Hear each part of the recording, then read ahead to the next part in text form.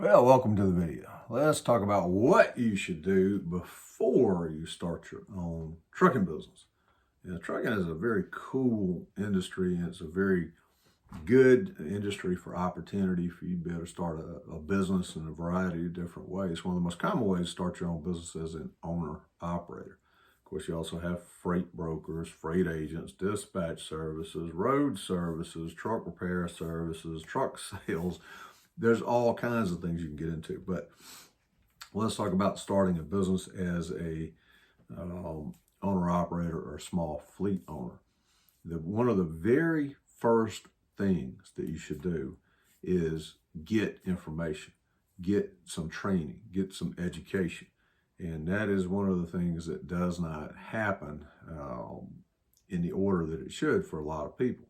Now, on the one hand, it's nice that trucking has a low barrier entry. There are not a lot of mandatory hoops and hurdles that you have to go through to be able to start your own trucking company. But what you do have is a lot of liability, a lot of risk, a lot of complex issues that you have to handle, and you have a massive amount of regulations. This is a reg manual for trucking. So if you start a business and you don't know what you're doing, it's very easy to get into all kinds of trouble. And I've known a lot of people over the years that have done that. And matter of fact, when I first started doing training and consulting, it was beginning with helping out people who wanted to get into trucking, to get their CDL, to be able to get initial training, to be able to become company truck drivers, and then helping people who wanted to become owner operators, and then started helping other people who had small fleets. And some way or another, my information and name got put out, and I had people calling me up. And the call would go something like this: "Hey, are you Derek?" I'm like, "Yeah. How can I help you?" Like, well, my name is such and such, and I run ABC Trucking, or I manage the thing, or I'm the safety director, or whatever it is. And I said, "Okay, great. How'd you get my information?" And they would say, somebody that used to work with me or work for me or somehow was affiliated with me gave them my information and said that I knew something about trucking regulations and trucking business management and all that kind of stuff, and wanted to know if I would please help them. You hear cats running around playing. We had two of them jumping around acting silly. So, and I was always happy to do that, but usually when they choose to call would be when they got a notification that they were about to get a compliance review or an audit, or worse, they had already had an audit and not done very well, and they had a bunch of problems that needed to be fixed, and they weren't sure how to go about fixing those things. Now, I can certainly help people in that predicament. I can help give you information how to set up your management controls, address those things, start making corrections and that sort of stuff. But it is a lot better if you get the information before you start stepping in things and have made very costly mistakes that are likely to result in fines and other regulatory actions. So it's a lot better to get the information up front beforehand. So I'm happy to do that. If you want to schedule a one-on-one conference or a meeting online or by phone for 30 minutes at no cost, I'm happy to help you do that at this time. Now, this is December of 2025. Now, that may not be, it depends on how busy I am and what's going on. But as of right this minute, time slots available based on that. If you have specific questions, I'm happy to help you out.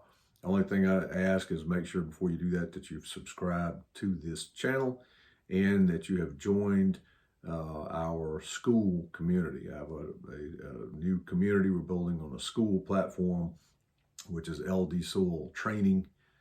You can search that. I'll try to remember to put a link in the description.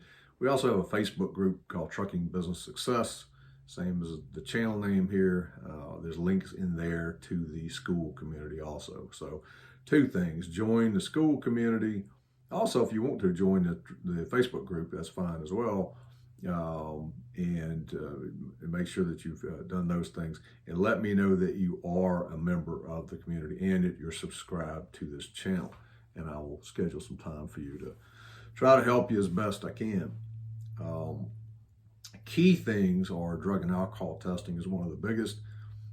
Make certain whether you get your information from me or you get it from somebody else. And incidentally, I've got all kinds of courses on Udemy already. Courses have been up. The first course I ever put on Udemy was trucking related.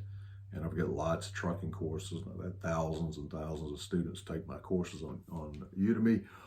Even though some of the courses are a couple $100, Udemy controls all that, the enrollments and stuff, and they're frequently putting the courses on sale. So many times you get a $200 course for $10, so it's not that expensive.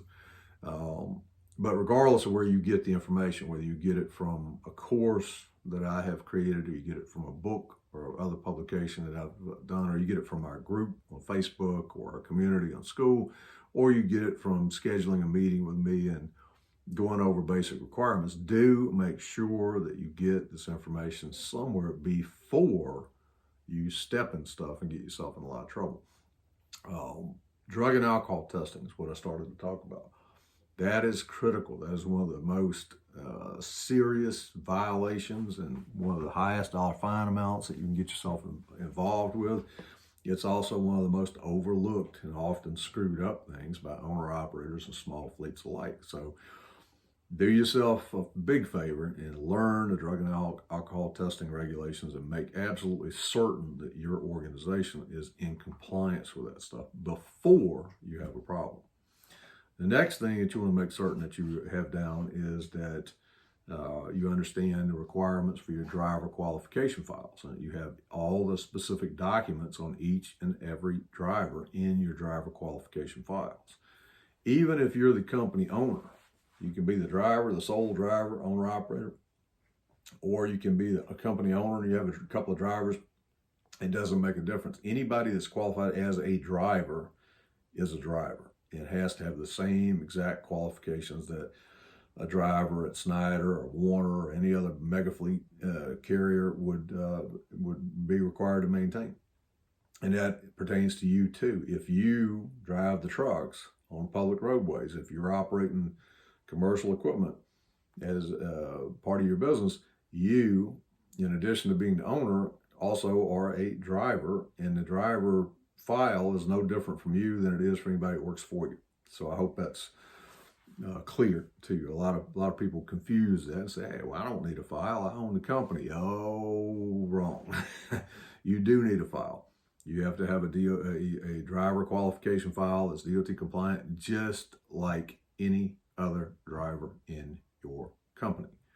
Make certain that you understand that. If you don't have that taken care of, go get it fixed now. You can build your own files if you're knowledgeable enough to do that.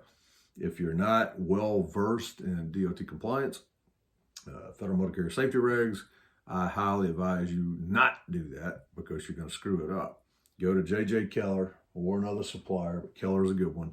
They make driver qualification file packets and kits you can order. They'll give you the actual file folder. They'll give you all the forms and stuff that go in there, and it will make it a lot less likely you're going to mess that up. And if you need help with, general information on that, I'm happy to help you. With the understanding is I don't give legal advice, accounting advice. You need to contact a duly licensed, competent professional in those areas. And in other words, you're responsible for your own stuff, regardless.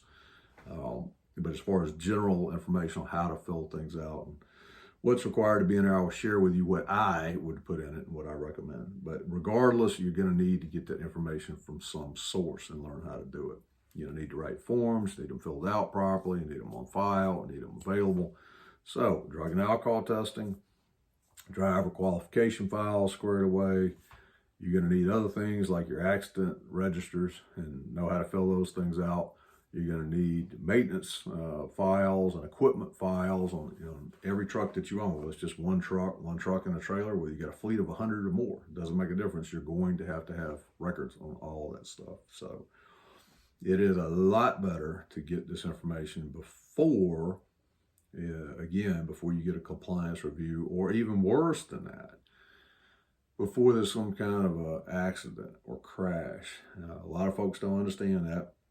You get in trucking, they think, well, it's just a matter of, who ran the light or who caused it. No, If you're operating a commercial trucking company, one of the first things that's going to go into consideration is that the opposing party is likely to sue you regardless of who's at fault. And when they do, they're going to start looking at every single compliance related thing that's pertinent to you and whether you're in compliance or not. And if they can find things that you, let's say drug and alcohol testing has not been done right. There's no pre-employment drug test, not doing the right number of random tests per year, not in a drug testing pool, don't have a qualification file set up with the right documents on it, then that's going to lead to a lot of problems, most likely.